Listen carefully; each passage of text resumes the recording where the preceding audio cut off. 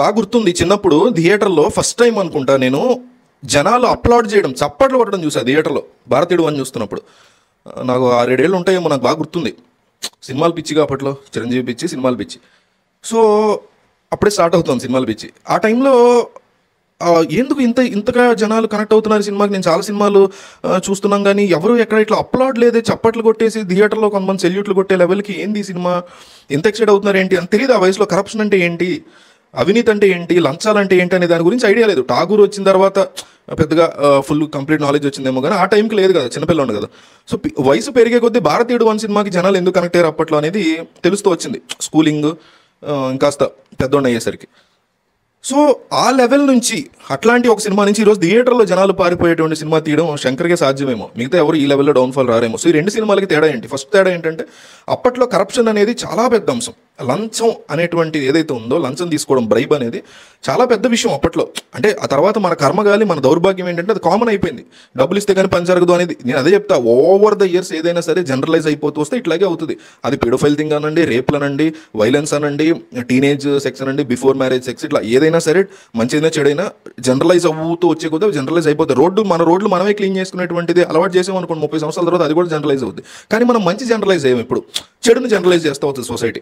So, అట్లాగా ఆ కాన్సెప్ట్ని ఇప్పుడు కూడా తీసుకోవడం, ఆ లంచాలు, ఆ అవినీతి అనేటువంటి కాన్సెప్ట్ ఏదైతే ఉందో దాన్ని ఇప్పుడు కూడా తీసుకోవడమే బిగ్గెస్ట్ నెగిటివ్ 'భారతీయుడు 2'కి. దానికి దీనికి తేడా ఏంటంటే ఫస్ట్ తేడా అదే. ఇప్పుడు ఆల్రెడీ ఉన్న పెద్ద ఇష్యూస్ చాలా ఉన్నాయి.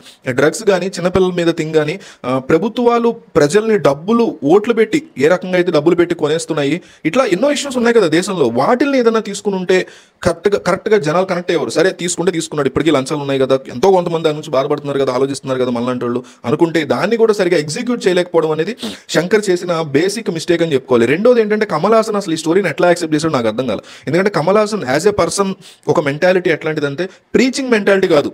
యాక్షన్ పరంగా ఏదైనా హీరో క్యారెక్టర్ చేయాలనుకుంటాడు కానీ, యాక్షన్ మీన్స్ ఒక చర్య ద్వారా హీరో తన మెసేజ్ ఇవ్వాలనుకుంటాడు కానీ స్క్రీన్ మీదకి వచ్చి సోది మెసేజ్ చెప్పేటువంటి మెంటాలిటీ ఉన్న హీరో కాదు. అట్లాంటిది కమల్ హాసన్ ఈ సినిమాలో ఎంతసేపు స్టోరీ చెప్తూ ఉంటాడు, స్పీచ్లు ఇస్తూ ఉంటాడు, చాలా బోరింగ్ అనిపిస్తుంది. అది ఎట్లా వర్కౌట్ అయింది తెలియదు. సరే, అప్పట్లో ఏఆర్ రెహమాన్ మ్యూజిక్ ఒక బీభత్సమైనటువంటి, ఈ రోజుకి కూడా మనం టెలిఫోన్ ధ్వనిలా ఉండే ఆ సాంగ్ వింటాము, రకరకాల సాంగ్స్ వింటాం ఈ మూవీలో 'భారతీయుడు 1'లో. ఈ అనిరుద్ధ్ ఈ మూవీకి కాస్త బెటర్ మ్యూజిక్ ఇచ్చినా కూడా స్కోప్ లేదు సినిమాలో. బ్యాక్గ్రౌండ్ మ్యూజిక్ ఇవ్వడానికి కూడా ఒక మంచి ఎలివేషన్ సీన్ లేదు, జనాలు కనెక్ట్ అయ్యే సీన్ లేదు.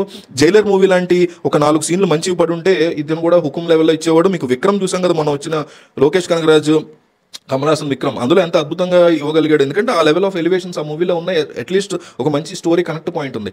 అండ్ మోస్ట్ ఇంపార్టెంట్లీ నిన్న కూడా చెప్పా, 'భారతీయుడు 1'కి 2'కి ఉన్న బిగ్గెస్ట్ డిఫరెన్స్ ఏంటంటే థియేటర్లు జనాలను పారిపోవడానికి ఉన్న మెయిన్ రీజన్ ఏంటంటే ఎమోషనల్ కనెక్ట్ లేదు, ఎక్కడా లేదు. అక్కడ తండ్రి కొడుకుల బంధం, తండ్రి కూతుల బంధం, దాన్ని కూడా కన్విన్స్ చేసేలాగా చూపించేటువంటి నైజం అదంతా బాగుంది. ఇందులో సినిమా స్టార్ట్ అయిన దగ్గర నుంచి ఏదో హడావుడిగా వెళ్ళిపోతూ ఉంటుంది. అది శంకర్ మార్క్ అయితే కాదు, చాలా స్లోగా, చాలా డీసెంట్గా ఎస్టాబ్లిష్ చేస్తాడు.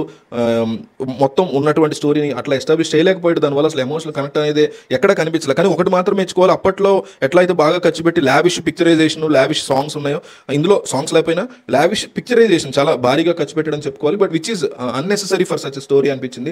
అట్లాగే age factor, Kamal Haasan age factor అనే కాన్సెప్ట్ ఎక్కడా కన్విన్సింగ్ లేదు. అప్పటి ఇండియన్ 1లో ఉన్నటువంటి కమల్ హాసన్ ఇండియన్ 2లోకి వచ్చి ఈ లెవెల్లో ఫీట్లు చేయడం, ఈ లెవెల్లో అతను ఇట్లా చేయడం అనేది కన్విన్సింగ్ లేదంటే మళ్ళీ యుద్ధం, వార్ అని పెడుతూ మళ్ళీ ఇండియన్ 3 పట్టుకొచ్చారు. దాన్ని ఏ రకంగా కన్విన్స్ చేస్తారు, అది ఇంకా ఫన్నీ అనిపిస్తుంది. మేబీ ఆ మూవీ ఇంకా తీసుకోవచ్చు కూడా నా దృష్టిలో.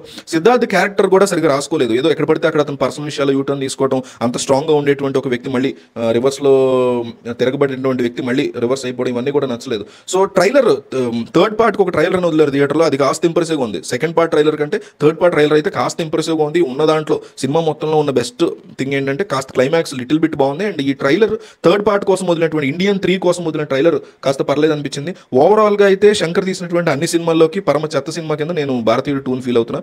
బెస్ట్ సినిమా కింద 'భారతీయుడు 1'ని ఫీల్ అవుతున్నా. ఒకే ఒక్కడు తీశాడు, అపరిచితుడు తీశాడు, జెంటిల్మెన్ తీశాడు, శివాజీ తీశాడు, రోబో తీశాడు. బట్ స్టిల్ నాకు పర్సనల్ లెవెల్లో 'భారతీయుడు 1' అంటే చాలా చాలా ఇష్టం. శంకర్ మూవీస్లో ది బెస్ట్ మూవీ 'భారతీయుడు 1' అయితే, ది బెస్ట్ వర్స్ట్ మూవీ 'భారతీయుడు 2' కింద నా పర్సనల్ థింగ్లో కంక్లూడ్ చేస్తున్నా. అంత ఈ టైప్ ఆఫ్ థింగ్ అయితే ఎవరు తీయలేరేమో. సేమ్ కాన్సెప్ట్ని బెస్ట్ సినిమా కింద, సేమ్ కాన్సెప్ట్ని సీక్వెల్గా వర్స్ట్ సినిమా కింద తీసినటువంటి డైరెక్టర్గా హిస్టరీలో ఎప్పటికీ శంకర్ అయితే మిగిలిపోతాడు.